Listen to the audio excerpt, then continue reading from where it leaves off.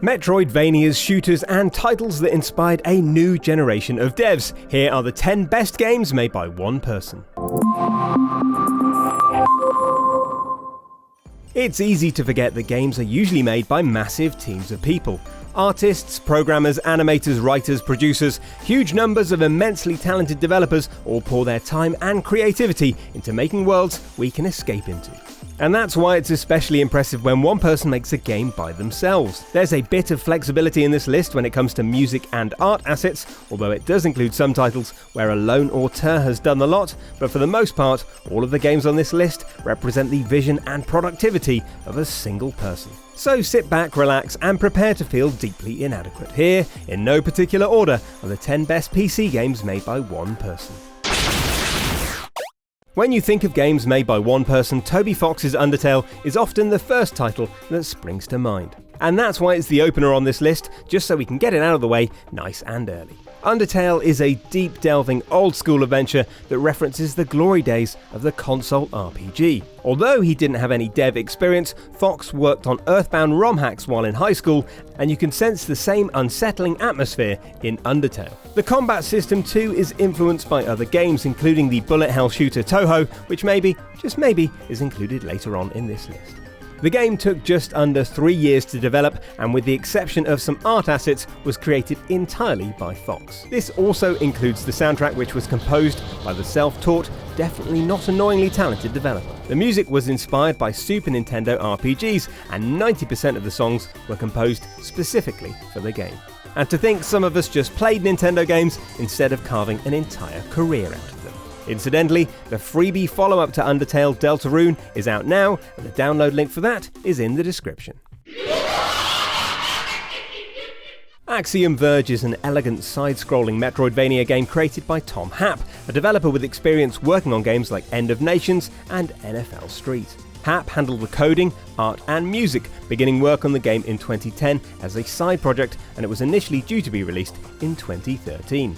Delays meant it didn't come out until 2015, and since then, it's launched on every major platform conceivable. And it's easy to see why, with its mix of old-school games like Contra, Metroid and Bionic Commando, and glorious design, it's a vibrant, nostalgic treat for anyone who grew up playing games in the 80s and 90s. And the fact it's one person's labour of love shows in every meticulously placed pixel, and it's also why it sits proudly on our best Metroidvania list. So that's one absurdly talented Tom for you, and next we've got another.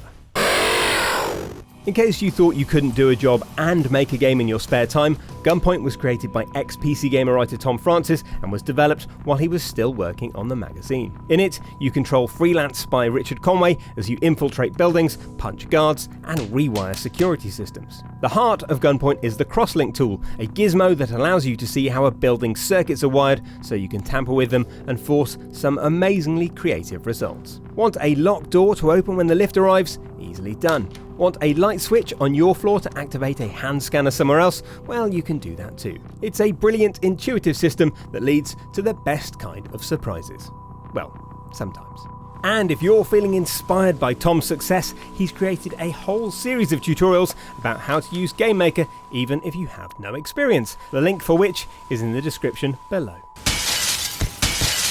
Gaming doesn't have too many auteur creators. Hideo Kojima is probably the only one that springs to mind, but a list about solo developers lends itself well to stories about singular creative vision. And Jonathan Blow, the giant brilliant brain behind Braid, is an obvious example. Blow came up with the idea for Braid in 2004 and began work on it a year later. It was obvious he had something special in his hands. A prototype of the game won the Independent Games Festival Game Design Award at GDC 2006. And Blow put around $200,000 of his own money into the game's development. It's incredible that something this complex was made in just 3 years, especially considering the number of amazing ideas that Blow prototyped and then cut. It's a triumph of creative game design, and it tells us loads about the history and mechanics of the hobby that we love. There are loads of games on this list that probably wouldn't exist without Cave Story. It was created over 5 years by Daisuke Amaya, who began work on the game at college and finished it while working as a software engineer. It's a great example of pragmatic game development. The old school design allowed Amaya to create most of the art assets himself, and he drew inspiration from Mario's appearance when designing the main character. Quote, Although he's a very different protagonist, he retains Mario's large, expressive face and high contrast colour scheme. And these deft touches are everywhere. The game is great at drip feeding you environmental info because Amaya disliked tutorial levels. Instead, you get a classic Metroidvania that lets you feel like you've solved problems all by yourself. And finally, before we move on, one more parting cave story factoid. In the beta version of the game, all the enemies were shaped like bars of soap. And that influenced the final design of the Balrog character, hence all those cleaning up puns. We've talked about Stardew Valley loads on this channel, chiefly because Louise is obsessed with it, to the point that she's even named her chickens after, well, you get the idea. And that's exactly why it deserves to be on this list. It's brilliant precisely because it represents one person's creativity. Stardew Valley is the creation of Eric Barone. He graduated from the University of Washington Tacoma with a computer science degree. When he was unable to secure a job in the games industry, he decided to make his own game to improve his employability. Thus, Stardew Valley was born, intended to be a fan-made alternative to Harvest Moon. But over the 4 years it took to develop, Barone's horizons kept expanding as he added elements from games as diverse as Animal Crossing and Minecraft, incorporating things like crafting, quests, and combat. Now, of course, Stardew Valley is a runaway success on multiple platforms, and the same people Barone couldn't get a job with now clamour to employ him. And all he had to do was work 10 hours a day for 4 years. Easy, or, not. Papers, Please is a border control em-up from Lucas Pope, which sprang to life during the developer's travels to and from the United States. He decided that a mix of repetition and tension would be a great setting for a game, and clearly he was right. Pope is a former Naughty Dog employee who left the company in 2010 after Uncharted 2 to begin work on his own game. Using money saved from his time at the developer, Pope spent 9 months creating Papers, Please, a game inspired by the subterfuge elements in movies like Argo and Bourne, but told from the perspective of the immigration control officer. The game takes place in the fictional nation of Arstotzka, a totalitarian state partially inspired by another of Pope's games, The Republia Times, in which the player acts as editor-in-chief of a newspaper held to ransom by an oppressive regime. Papers, Please then is a bureaucratic triumph, a deliberately clunky, oddly compelling slab of Eastern Bloc busywork that contains some surprising emergent storytelling and brilliantly bleak humour. Oh, and there's that theme tune. All together now?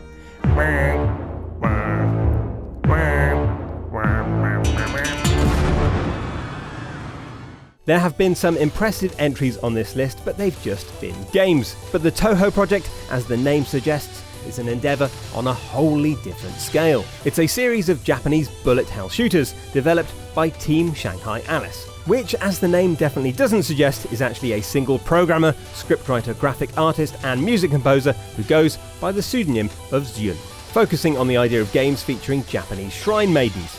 He initially aspired to compose music for fighting games, at the time reaching the zenith of their popularity thanks to Street Fighter 2, but Zyun decided it would be simpler to make a game of his own to accompany his compositions instead. This very proactive attitude led to him developing the first Touhou game, highly responsive to prayers as a result, and he's made over 16 games since. The most recent, Violet Detector, came out in Japan in 2018. And by including Touhou here, I've hopefully gone some way to excusing the fact that I left it off our best bullet hell games list, which you can watch by clicking the link on screen. Just don't expect Touhou to be on it, because it's not. Iconoclasts is a gorgeous action platformer in which you play as Robin, a naive mechanic in a world controlled by a sinister religious authority called the One Concern. It's a title we've talked about before in our Metroidvania list because it's brilliant, but I will admit we're stretching the definition of this list slightly by including it here. It's true that Bifrost Entertainment stepped in towards the end of development to assist with the release of the game. But before that, developer Joachim Sandberg had spent 7 years working solo on the game. The original idea of a title inspired by the design of Monster World 4 and the gameplay of Metroid Fusion came to him in 2007. It's a game that reflects Sandberg's life as well. He started developing it in his early 20s and finished it in his early 30s, and that change is represented in the story of the game. In that sense, it brilliantly represents the time and effort that goes into developing a game, and it adds a whole new level of context to an already wonderful adventure. Spelunky, created by Derek Yu, is correctly hailed as one of the greatest PC games of all time. It's inspired by classic titles like Rick Dangerous, which you're almost certainly too young to remember, an arthritic fist bump for anyone who does. Spelunky is essentially a dungeon crawler brought bang up to date with roguelike elements and randomly generated levels. And although I say bang up to date, the classic version of the game was actually released as freeware for Microsoft Windows way back in 2008. It's also an example of a simple game, to use the term loosely, becoming a stone-cold classic. It inspired people like Tom Francis to try coding themselves. He even followed Derek Yu's Game Maker tutorials, and it showed that you didn't need to be a tiny cog in a massive developmental wheel to make amazing things. And don't forget you can play the classic version of Spelunky for free, despite what people keep telling me in our best free games video, and the link for that is in the description as well. And that's it, an uplifting list of games made by fewer people than it took to make this 10-minute video. Hit that like button if you're feeling inspired, subscribe to Logitech G for more videos just like this one, and if you are already subscribed, remember to hit the notification bell so you know when our next upload goes live. Thank you very much for watching.